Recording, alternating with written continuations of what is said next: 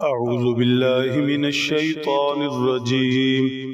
بسم الله الرحمن الرحيم. ربنا إنك جامع الناس ليوم لا ريب فيه إن الله لا يخلف الميعاد. صدق الله العظيم. گزشتہ زیر درس آیت شریفہ میں الراسخون فی العلم، جنہیں اللہ جل شانہ نے پختہ اور مضبوط علم سے نوازا ہے، ان کی ایک دعا ذکر کی گئی تھی: ربنا لا تزغ قلوبنا بعد اذ ہدیتنا وہب لنا من لدنک رحمہ انک انت الوہاب۔ جبکہ آج تلاوت کی گئی آیت شریفہ میں اسی طبقہ کی ایک اور دعا کا ذکر ہے، جس میں اللہ جل شانہ ان کی دعا نقل کرتے ہوئے فرماتے ہیں: ربنا انک جامع الناس لیوم لا ریب فیہ۔ اے ہمارے رب، آپ ہی لوگوں کو جمع کرنے والے ہیں ایسے دن میں جس میں کوئی شبہ نہیں، کوئی شک نہیں۔ سیدنا آدم علیہ السلام سے لے کر جو دنیا میں آنے والے پہلے انسان تھے، دنیا میں آنے والے آخری انسان تک، سب کو ایک دن اللہ جل شانہ نے جمع کرنا ہے۔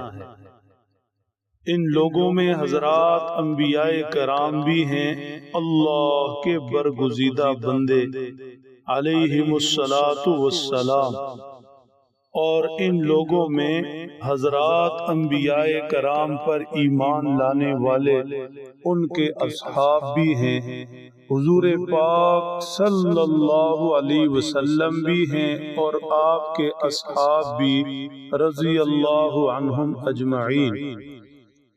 انہی لوگوں میں اللہ کے مقربین بندے بھی ہیں، جنہیں بارگاہ الہی میں رب تعالیٰ کے ہاں ایک خاص مقام اور مرتبہ حاصل ہوتا ہے، اور انہی لوگوں میں کافر اور فاسق بھی ہوں گے۔ پوری انسانیت اللہ جل شانہ قیامت کے دن جمع فرمائیں گے۔ صرف جمع کرنا ہی نہیں، ہر ایک کو اس کے ایمان اور اعمال کا بدلہ ملے گا، ہر ایک کو اس کے کفر اور نافرمانیوں کی سزا ملے گی۔ اس دن میں فیصلے ہوں گے، فیصلے۔ جو مضمون چل رہا ہے اس کو دیکھا جائے تو جو لوگ راسخون فی العلم قرآن پاک کی آیات مشتبہات کو آیات محکمات کے ذریعے سمجھتے ہیں، صحیح مطلب مراد تک پہنچتے ہیں، وہ بھی جمع ہوں گے، اور انہیں ان کے علم اور ان کی راست گوئی اور ان کی اللہ جل شانہ کی طرف سے دی جانے والی ہدایت سبھی کی جزا ملے گی۔ اور وہ لوگ بھی جمع ہوں گے جو آیات مشتبہات کو اپنی مرضی سے سمجھتے ہیں، اپنی مرضی کے نظریات گھڑتے ہیں، انہیں ان کے کیے کی سزا ملے گی۔ فرمایا وہ دن کیسا ہے؟ لا ریب فیہ، اس دن میں، اس دن کے آنے میں، اس دن کے یقینی ہونے میں، اس دن سب کے پیش ہونے میں، اس دن حساب و کتاب میں، اس دن کی جزا و سزا میں کسی چیز میں کوئی شبہ نہیں۔